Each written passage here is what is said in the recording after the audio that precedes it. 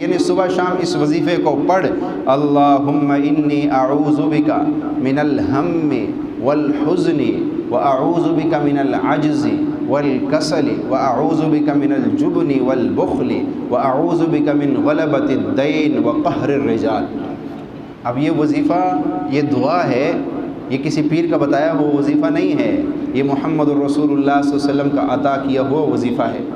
और आपने उस सहाबी को दिया है जो सहाबी कर्ज़ों में डूबा हुआ था, जो सहाबी गमों में डूबा हुआ था, जो सहाबी परेशानियों में डूबा हुआ था। इतने गमों ने उसको घेर रखा था, इतनी परेशानियों ने उसको घेर रखा था कि उन गमों और उन परेशानियों और उन कर्ज़ों से तंग होके उसने मस्जिद का एक कोना पकड़ लिया था।